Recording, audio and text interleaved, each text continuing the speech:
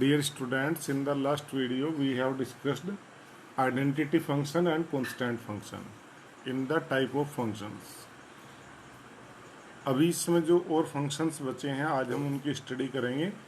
एक है polynomial function. Polynomial function बच्चों कैसा होगा, आपने 10th क्लास में पोलिनोमियल पढ़ा होगा ज़रूर। कैसा होता है पोलिनोमियल? कोई इस तरह का एक्सप्रेशन होता है जैसे a0 plus a1x plus a2x square plus a3x cube and so on. इस टाइप का समझो, ये वाला a0 plus a1x plus a2x square up to this one, ये पोलिनोमियल होता था कोई। ठीक है, तो वही पोलिनोमियल फंक्शन की डेफिनेशन बनेगी। A function f from r to r, real से real, is said to be a polynomial function if for each x in R y equal to कोई पोलिनोमियल हो, y equal to f x equal to ये polynomial a0 plus a1x plus a2x square and so on. इसमें बच्चों n क्या है? n कोई non negative integer है और a0 a1 a2 an ये सब क्या होंगे? रियल नंबर होंगे। ठीक है, जैसे आप इससे समझना चाहें, मान लीजिए कोई क्वेश्चन में इसका लेता हूँ और फिर उसका ग्राफ भी हम ड्रॉ करेंगे। जैसे ये मान लीजिए एक है क्वेश्चन आपका, define a function f from r to r by y equal to f x equal to x square x belongs to r। इसका हमें ग्राफ बनाना है। ठीक है, तो ग्राफ बनाने के लिए आप अपना पुराना मेथड इसमें अडोप्ट कर सकते हो। जैसे आप जरा देखो, ये टेबल बनी है इसमें इसमें हमने x को डिफरेंट वैल्यूज़ दी और उसके अकॉर्डिंग हमने y की वैल्यूज़ कैलकुलेट की। ठीक है, अब आप देखिए इसमें टेबल में ये x की वैल्यूज़ इसने क्वेश्चन में भी बताई थी हमें लेने के लिए, अकॉर्डिंगली हमने y निकाल लिया। y क्या है? X square. तो अगर x माइनस 4 है तो y 16 होगा, x माइनस 3 है तो y 9 होगा, x माइनस 2 है तो y 4 होगा, x माइनस 1 है तो y प्लस 1। इस तरह से ये वैल्यूज हमारे पास पूरी आ जाती हैं। फिर आप अपने ग्राफ पेपर पे इन्हें शो कर सकते हैं। ठीक है, और ग्राफ पेपर पर शो करने के बाद आप x और y की वैल्यू रखते जाइए तो आपकी शेप इसकी ग्राफ की ऐसी बन जाएगी। ये आपका अभी आप इसी उसमें आगे बुक में इसे पढ़ेंगे, ये टॉपिक होगा कोनिक सेक्शन, उसमें ये आएगा। ये कहलाता है पैराबोला। ये पैराबोला जैसी शेप है। तो आपके पास में ये इस तरह से इसकी शेप ऐसी बनती है। ठीक है, ये इस टाइप की ये शेप बनती है इस तरह की। तो आप टेबल से x की डिफरेंट वैल्यूज देते हुए इसे कैलकुलेट कर सकते हैं। ये एक पोलिनोमियल है। ऐसी एक पोलिनोमियल और मान लीजिए क्वेश्चन ये होता, define a function f r to r by f x equal to x cube. ये है आपका।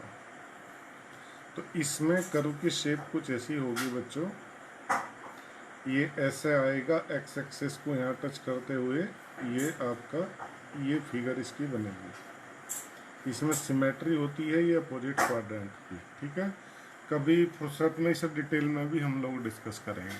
ठीक है, अभी तो आप ये टेबल बना के इसका जो है ग्राफ बना सकते हैं। ठीक है, तो ये आपका पोलिनोमियल फंक्शन। अब इसमें नेक्स्ट है आपका rational function. Rational function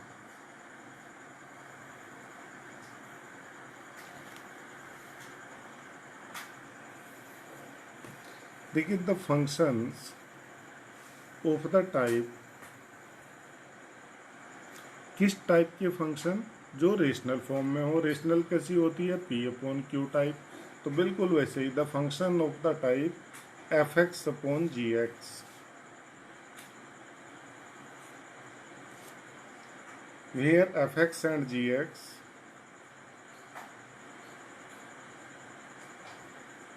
are polynomial functions, are polynomial functions of x and gx can not be 0। ठीक है, जैसे फॉर एग्जांपल इसके लिए एक क्वेश्चन मैं आपको बताता हूँ। डिफाइन द फंक्शन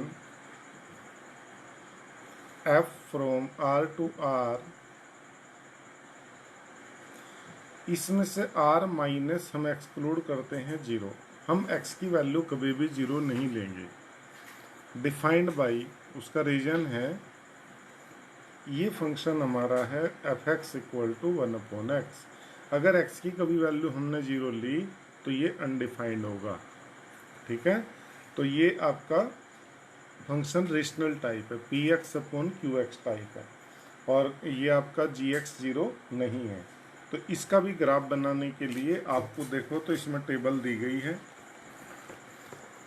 ये टेबल है बच्चों, इसमें x की डिफरेंट वैल्यूज दी गई और इन पे 1/x की वैल्यू कैलकुलेट की गई।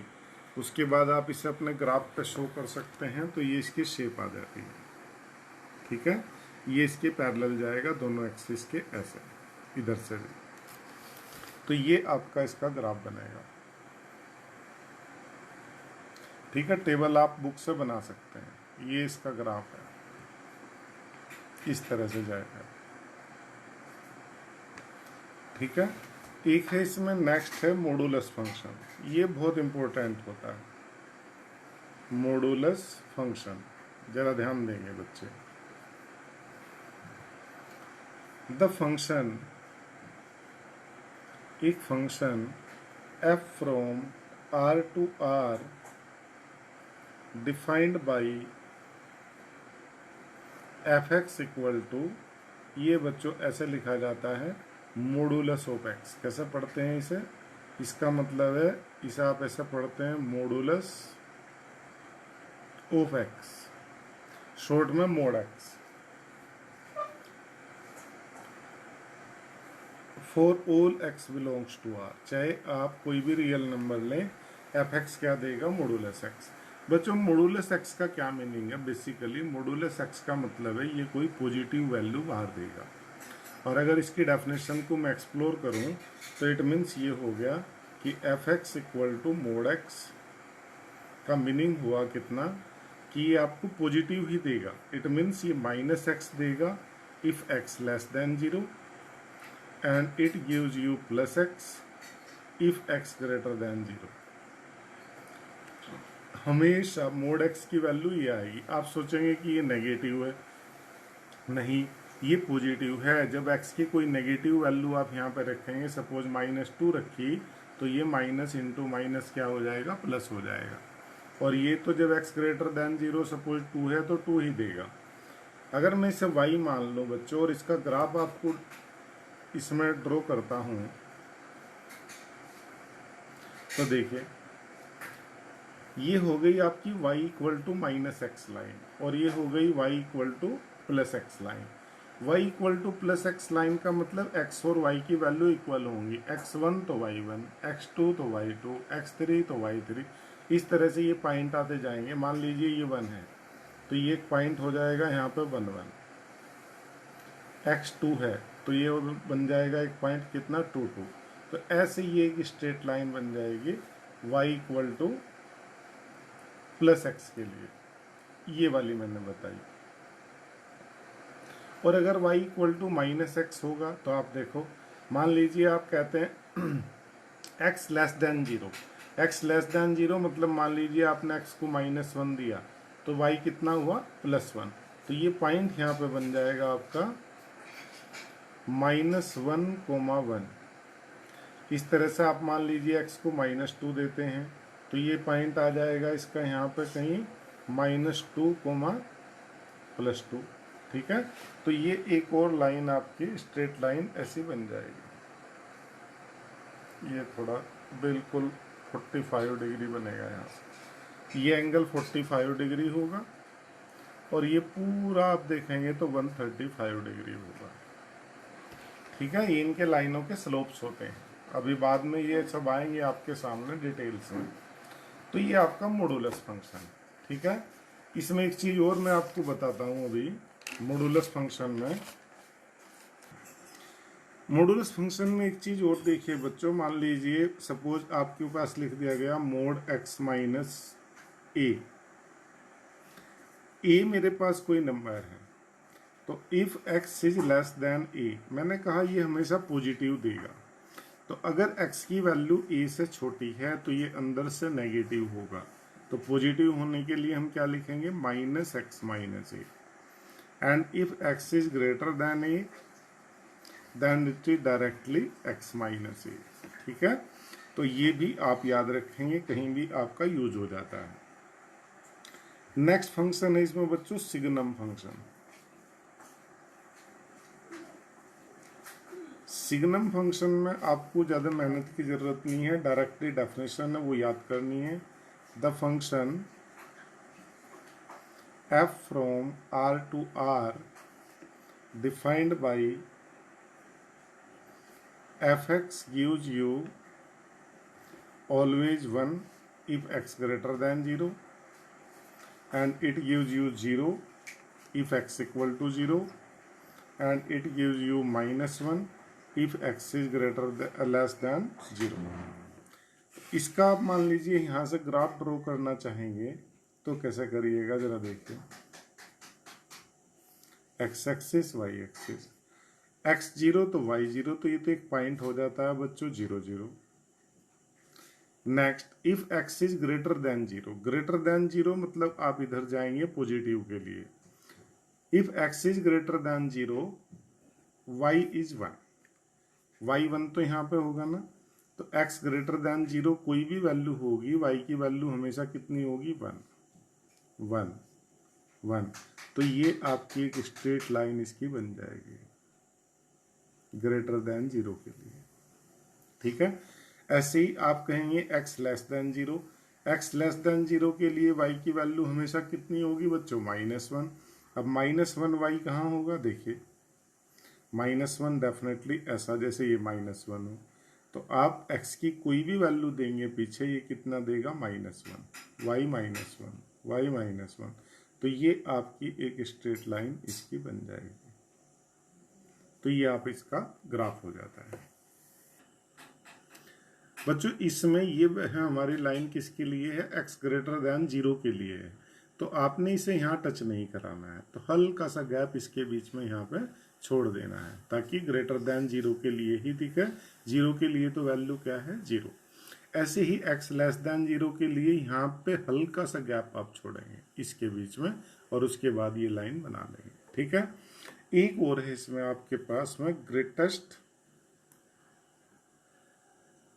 Integer function. ये फंक्शन के टाइप में लास्ट है।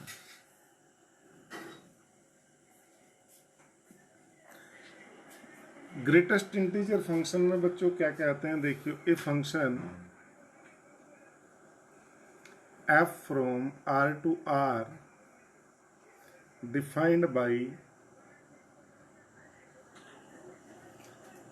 fx इक्वल टू, देखो पहले हमने लिखा था ये मोड x, इसमें आप इसे लिखेंगे कितना ऐसे, एक ब्रैकेट में बंद करेंगे और इसे मैं क्या पढ़ूंगा बच्चों, box x।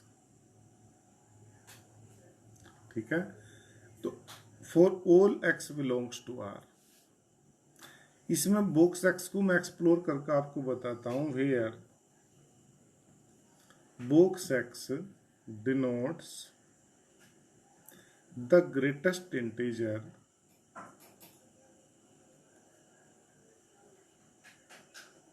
less than or equal to x।